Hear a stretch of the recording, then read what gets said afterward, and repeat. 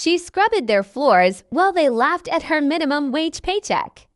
They had no idea she was their landlord, collecting rent from every company in the building. Until the day she walked into the boardroom and revealed who really owned everything they thought was theirs. If you've ever been invisible to people who thought they were above you, this story will hit different. And if you're already feeling invested, hit that subscribe button because you're going to want to see how this plays out. Her name was Maria Santos, and for 3 years, she'd been the invisible woman of Metropolitan Tower. Every morning at 5 a.m., she'd badge into the gleaming downtown office building wearing her faded gray uniform, pushing a cart full of cleaning supplies. By 6 p.m., she'd cleaned 47 floors, 12 bathrooms per floor, and endured countless moments of being treated like furniture. The truth was far more complex than anyone realized. When Maria was 25, her grandfather passed away and left her something that would change everything.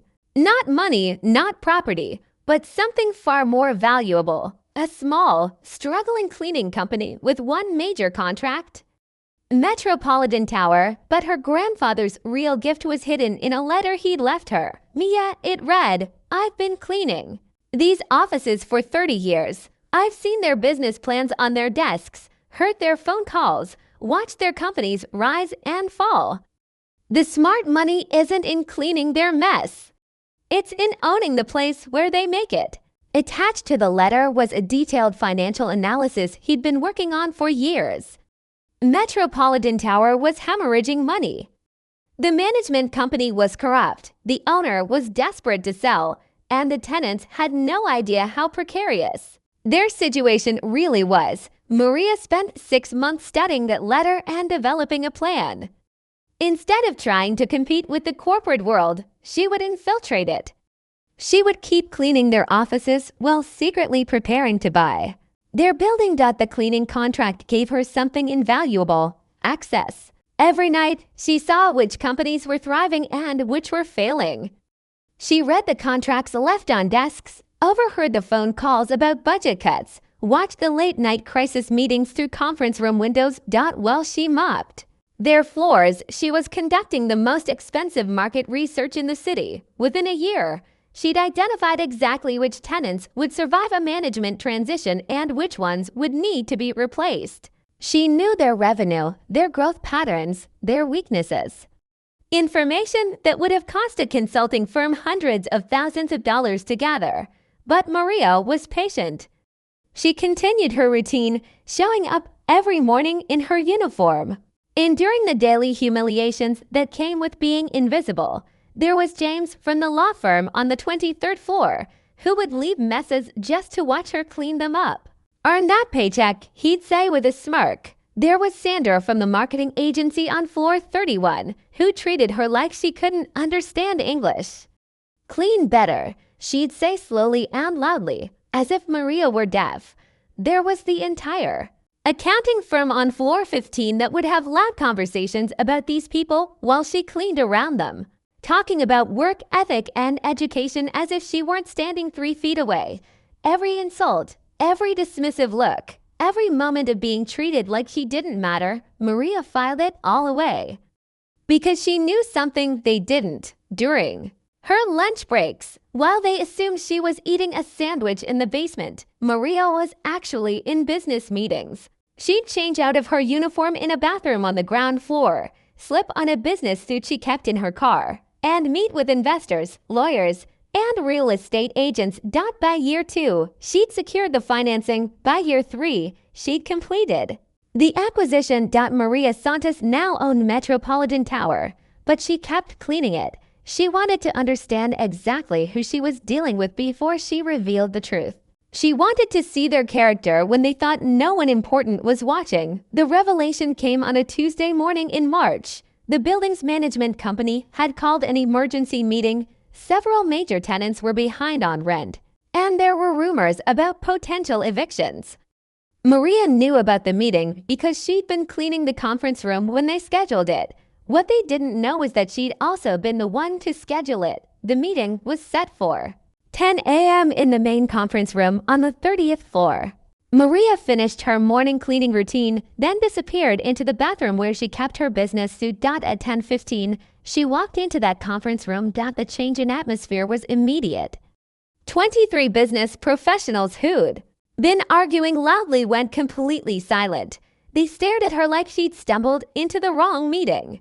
"Excuse me," said Richard Martinez, the head of the largest law firm in the building. "I think you're lost."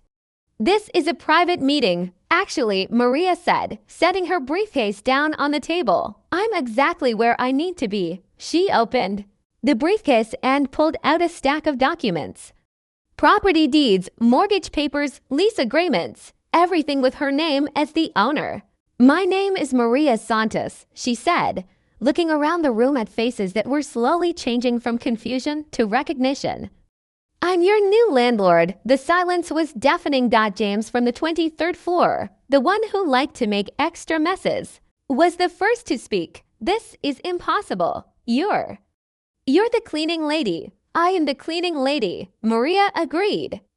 "I'm also the person you've been paying rent to for the past 6 months. She slid a document across the table to Richard Martinez. "Metropolitan Tower Holdings, LLC. That's my company. I bought this building and your management contract last October." The room erupted in chaos. Everyone started talking at once, voices raised in disbelief and in anger. "How did you afford this? This has to be some kind of mistake. Where did you get the money?" Maria waited for the noise to die down, then smiled. Not the polite, invisible smile she'd worn for 3 years, but a real one. "That's the beautiful part," she said. "I got it from you." She pulled out another document, a detailed financial breakdown. "For 3 years, I've been watching your businesses from the inside. I've seen which companies were profitable, which ones were growing, which ones were about to fail. I used that information to make strategic investments." She pointed to specific names around the table. "James, your law firm is being investigated by the state bar. I knew that 6 months before it went public because I read the papers on your desk. Sandra, your marketing agency lost its 3 biggest clients. I knew because I emptied your trash and saw the termination letters." With each revelation, more faces around the table went white. "Every insult, every time you treated me like I was stupid, every conversation you had in front of me like I wasn't there. You were giving me insider information worth millions." She stood up from the table, gathering her documents. "But here's what's going to happen now. Some of you have been good tenants who treat people with respect. Your leases will be renewed at fair rates. Others ... She looked directly at James. "Have some decisions to make about how they want to conduct themselves going forward." As she headed toward the door, Sandra from the marketing agency called out, "Maria, wait." "What happens now?" Maria turned back to face the room full of people who'd spent 3 years acting like she didn't exist. "Now," she said, "you know better. And hopefully, you'll think twice before assuming you understand someone just because they're wearing a uniform." She walked out of that conference room as a different person.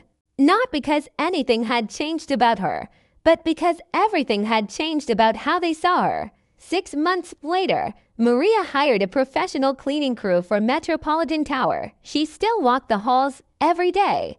But now she wore business suits and carried blueprints for the building's renovation. She also started a program offering business mentorship to service workers who wanted to transition into entrepreneurship.